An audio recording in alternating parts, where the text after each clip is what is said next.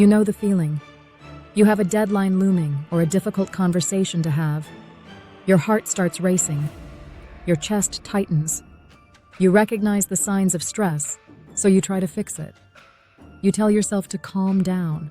You try to force your body to relax, but it doesn't work. In fact, the harder you try to suppress the feeling, the more intense it becomes. This is the pink elephant effect in action. When you try not to think about a pink elephant, it becomes the only thing you can see. When you try to force yourself not to be stressed, you create a secondary layer of anxiety. Now you are stressed about being stressed. You aren't failing at stress management. You are failing because you are fighting your own biology. The goal isn't to eliminate the feeling. The goal is to use it. The biology of threat versus challenge. We need to rewrite your internal dictionary. Most of us operate on the assumption that stress is toxic. We believe that for every minute we spend in a high-stress state, we are doing permanent damage to our health. So when the adrenaline hits, we interpret it as a malfunction. We think, I shouldn't be feeling this, but chemically, the sensation of anxiety is almost identical to the sensation of excitement. Both states involve high cortisol, a spike in adrenaline, and an elevated heart rate. Your body is mobilizing resources. It is dumping fuel into the engine. The only difference between panic and peak performance is the story you tell yourself about that energy. Psychologists have identified two distinct ways your body responds to this arousal: the threat response and the challenge response.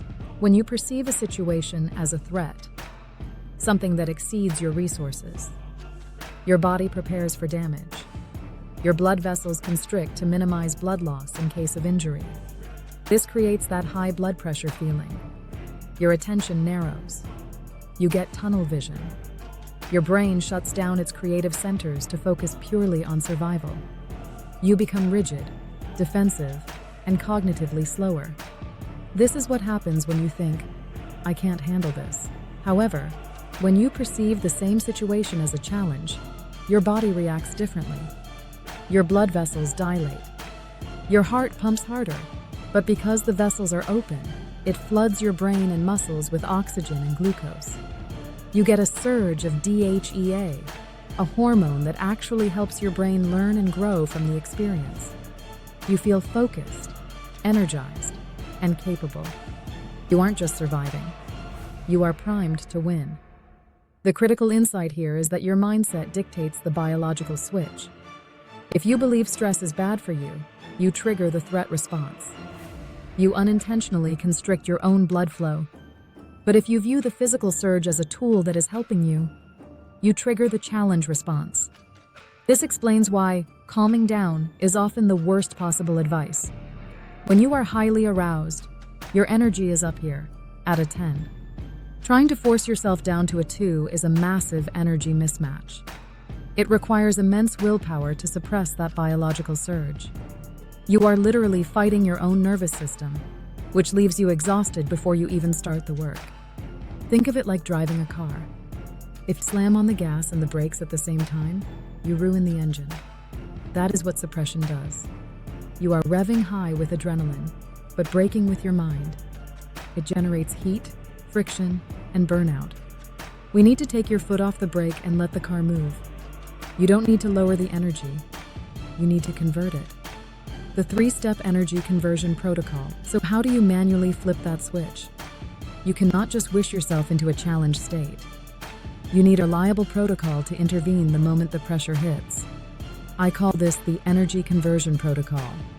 It is a 3-step system designed to take that raw, chaotic feeling of stress and channel it directly into laser focus. Step 1 is the objective label. Usually when stress hits, we internalize it. We say, I am stressed. This phrasing makes the feeling part of your identity.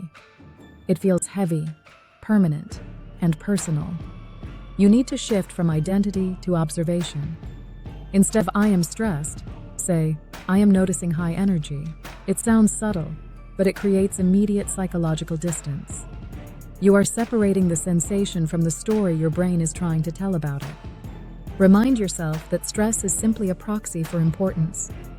You do not get stressed about things you do not care about. If your heart is racing, it means the outcome matters to you. Acknowledge the stakes, but strip away the judgment. It stops the spiral of, "Why can't I handle this?" and replaces it with, "My body is getting ready for something important." Step 2 is the physiological reframe. This is where you talk directly to your nervous system. When you feel your heart pounding or your stomach tightening, your default reaction is to interpret that as fear. You think, something is wrong. You need to overwrite that interpretation immediately. Tell yourself explicitly, "This is my body mobilizing resources to help me succeed." You aren't breaking down. Your engine is revving up. You are getting an injection of fuel to handle the task in front of you. Research shows that this specific mental shift, viewing the physical symptoms as helpful rather than harmful, can actually alter your hormonal mix in real time.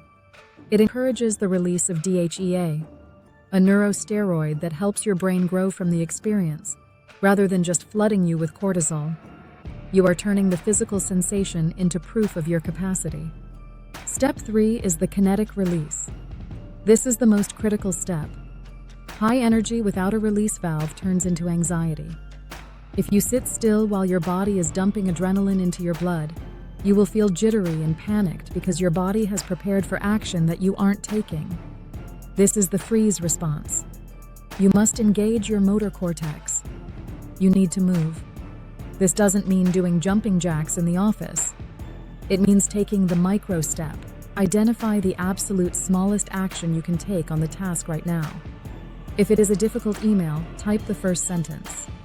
If it's a presentation, open the slide deck. Do not wait until you feel calm or ready. You won't feel calm. You are chemically aroused. Use that arousal to break the inertia. Action is the only way to metabolize stress hormones effectively. Once you start moving, the brain recognizes that the energy is being used for its intended purpose, and the feeling of panic dissolves into a state of flow. This breaks the loop of rumination. You cannot overthink and act at the same time. The biggest trap people fall into is waiting for the stress to subside before they begin. They think they need to be relaxed to perform. That is false. You need to be engaged to perform. Next time you feel that wave of pressure before a meeting or a deep work block, don't try to breathe it away. Label it as energy. Reframe it as fuel. And then immediately dump that fuel into the first 2 minutes of the work. Conclusion. Ultimately, the goal isn't to live a life without stress. A life without stress is a life without challenge. And a life without challenge is a life without growth. Stop trying to numb the sensation. Stress is just raw energy waiting for a direction. You have a choice every time you feel it. You can let it consume you and turn into anxiety, or you can let it drive you and turn into performance. Choose the driver's seat. If you want more strategies to optimize your mental performance, hit subscribe.